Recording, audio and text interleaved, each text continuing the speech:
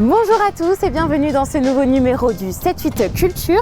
Aujourd'hui, nous sommes au Centre des Arts et Loisirs de Buchelet pour le mini-festival La Balade d'hiver. Voici le sommaire. 8 spectacles différents à destination des enfants. Le mini-festival La Balade d'hiver se produira dans divers lieux culturels en Vallée de Seine. Cet événement est organisé par l'association Les 400 coups.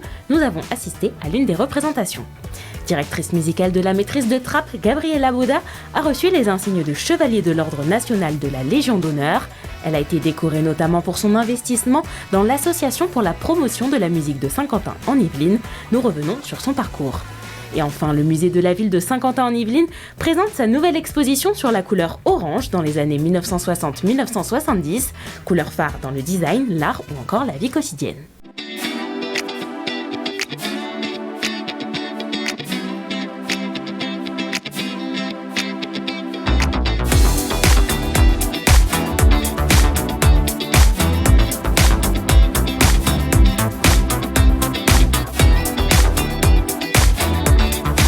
Je me trouve dans le Centre des Arts et Loisirs de Buchelet. Ici va se jouer 2 spectacles de la balade d'hiver, un mini-festival. Ce sont en tout 8 spectacles complètement différents à destination des enfants pendant les vacances scolaires dans toute la vallée de Seine. Cet événement est organisé par l'association Les 400 coups. De la Bruce, bonjour. Bonjour. Vous êtes donc le président de l'association ? Directeur de l'association. Du 15 au 26 mars, vous proposez donc une programmation de spectacles vivants. Quel est l'objectif pour votre association ? C'est de favoriser dans la vallée de la Seine le développement du spectacle vivant pour les jeunes publics et les familles, notamment en travaillant avec des lieux de petites communes, dans des endroits où le spectacle ne va pas nécessairement beaucoup, et donc pouvoir proposer aux enfants et à leurs familles des spectacles de proximité d'une certaine façon pour éviter les grands déplacements. Il y a beaucoup dans cette partie du territoire. Il y a beaucoup de communes rurales ou périurbaines qui n'ont pas réellement de programmation à l'année. Donc c'est une façon d'être présent sur le territoire pour favoriser le spectacle vivant jeune public. Dont on sait l'importance pour les enfants d'être confrontés à de la chair, à du vivant, à du spectacle vivant après 2 années devant des écrans. Alors je l'ai dit, 8 spectacles de formes complètement variées. Oui, c'est l'intérêt du spectacle vivant jeune public, c'est que c'est très pluridisciplinaire. Donc il y aura du théâtre, du conte, de la danse, de la musique, voilà, un petit peu toutes les formes possibles de propositions, de création d'aujourd'hui dans le domaine du jeune public. Alors, vous le disiez, donc dans différents lieux yvelinois, dans la vallée de Seine, mais donc ces spectacles vont être aussi joués dans différents lieux culturels. Oui, nous n'avons pas de lieu à notre propre disposition, mais donc on travaille en partenariat avec différentes communes et aussi des structures culturelles, des théâtres. Donc par exemple, il y aura des étapes au théâtre Simone Signoret de Conflans en Sainte-Honorine, qui est un très gros lieu, et parfois on est dans des salles polyvalentes comme ici au Centre des Arts et Loisirs de Buchelet. C'est tout vrai. On travaille aussi avec des grosses communes, avec les Mureaux par exemple, avec qui il y a un joli partenariat, avec Mantes-la-Jolie. Voilà, c'est très varié. Mais aussi donc des petites villes. Des bibliothèques aussi, j'ai vu. Des bibliothèques, voilà. Ouais. Très bien. L'un de ces spectacles s'appelle Les petites maisons dans la forêt, un conte pour enfants mis en scène par Nathalie Léon. Regardez. Pirouette de cacahuète, il était un petit homme qui avait une drôle de maison, qui avait une drôle de maison. Des comptines que l'on connaît tous. Dans le spectacle musical Les petites maisons dans la forêt, les personnages des contes traditionnels sont placés dans une forêt imaginaire magique. La particularité, c'est que j'ai pris des chansons traditionnelles que les enfants connaissent, mais qui sont remises en situation. Et du coup, elles s'intègrent tout naturellement dans le récit. Ce spectacle pour les 3-6 ans s'est joué au Centre des Arts et de Loisirs de Buchelet, dans le cadre du mini-festival La Balade d'hiver, organisé par l'association Les 400 coups. Les enfants ont participé pendant 40 minutes à cette représentation interactive. J'ai aimé tout le spectacle. Quoi en particulier ?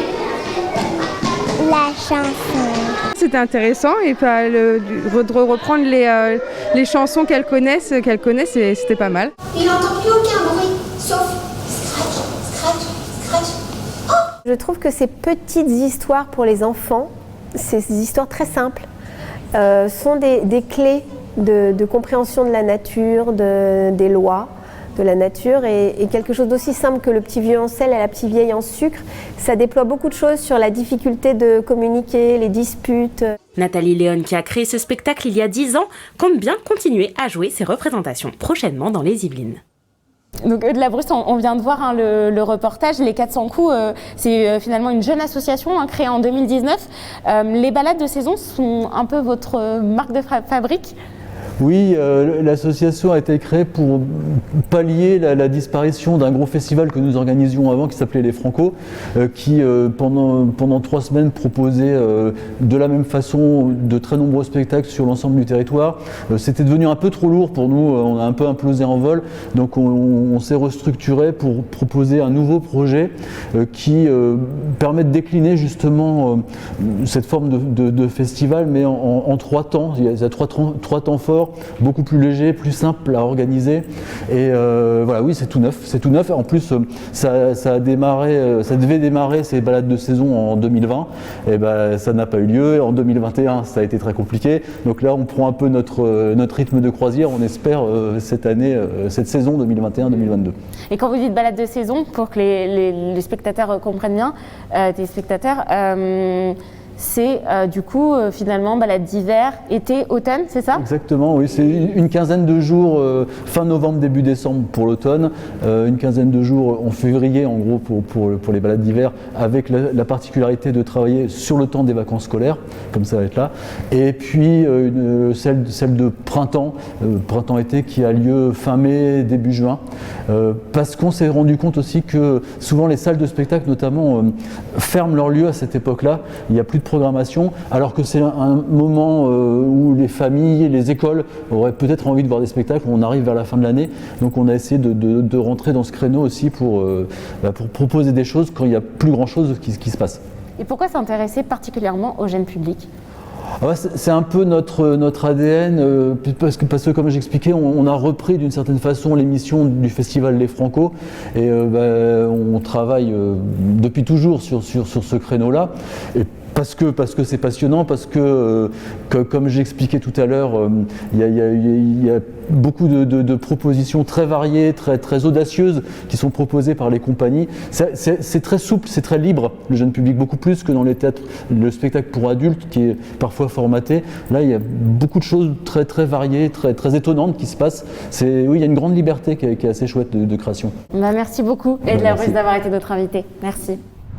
Gabriela Boda-Rechner est la directrice musicale de la maîtrise de Trappes et chef de chœur au Conservatoire de Suresnes. Elle vient de recevoir les insignes de chevalier de l'Ordre national de la Légion d'honneur pour son investissement dans l'association pour la musique à Saint-Quentin-en-Yvelines depuis 2010.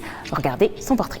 Voilà, ministère de la Culture, grade chevalier, Légion d'honneur, Gabriela Boda, 41 ans de service. Ah, le choc! Mercredi 16 février, Gabriela Boda a été faite chevalier de l'Ordre de la Légion d'honneur au Conservatoire de musique et de danse de Trappes. Grande chef de chœur internationale, elle a été récompensée pour son investissement pour l'association de la promotion de la musique de Saint-Quentin-en-Yvelines. D'origine hongroise, ce sont ses parents qui lui ont fait aimer la musique dès son plus jeune âge. On chantait dans l'église, avec ma mère on jouait du jazz. Parallèlement à l'école, on avait les cours de musique. Elle se forme avec les plus grands chefs de chœur et sort diplômée du Conservatoire national de Debrecen. Elle poursuit ensuite sa carrière en partant au Maroc, en Chine, en Inde, où elle travaille avec tous les publics, jeunes, adultes, amateurs, professionnels. Elle revient finalement en France et devient en 2015 la nouvelle chef de chœur de la Pléiade de Trappes. La Légion d'honneur représente donc une consécration. Je suis super heureuse et je suis très émue, très touchée par cette distinction. C'est la reconnaissance de la France, pas seulement de mon travail, parce que ce que je fais, c'est toujours un réussi d'une équipe. Les enfants et le président de l'association pour la promotion de la musique de Saint-Quentin en Yvelines sont tous très fiers de cette distinction. Gabriella est formidable, elle a fait un travail absolument énorme et puis ce que j'aime beaucoup c'est que c'est un travail de terrain. J'ai été très contente pour elle et ça, du coup j'étais contente d'avoir une prof comme ça. Dans ma tête je me suis dit c'est une professeure, on dirait c'est la meilleure professeure de trappe et qu'on dirait va avoir une médaille du président Macron. Ces deux fils, Marwan et Yanis, étaient aussi présents et ils ont démontré à leur manière que la musique chez les Boda est une véritable histoire de famille.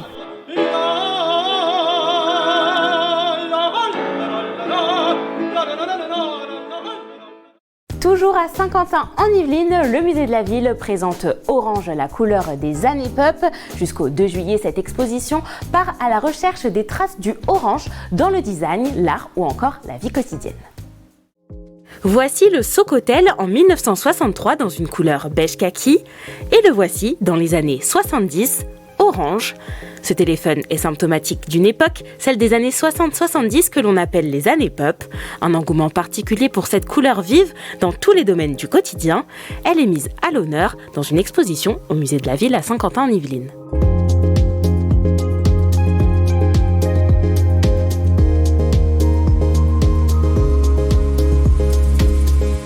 Le moulin à café, celui qui est présenté en blanc, date de 1956. C'est l'un des premiers moulins à café motorisés de chez Moulinex. Et voilà, à la fin des années 60, début des années 70, le même moulin à café sera coloré en orange pour s'adapter à la fois au goût du public. De nombreuses marques déclinent donc leur objet en orange. Diverses explications permettent de comprendre le goût pour cette couleur.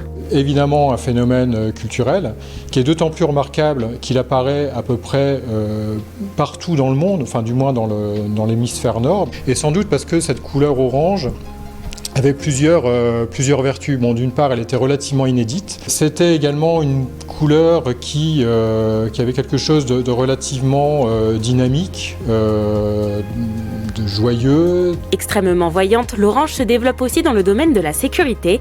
Elle apparaîtra même sur le TGV. Dans les années 80, le goût pour l'orange commence à se terminer, mais le TGV forcément a été conçu plusieurs années auparavant.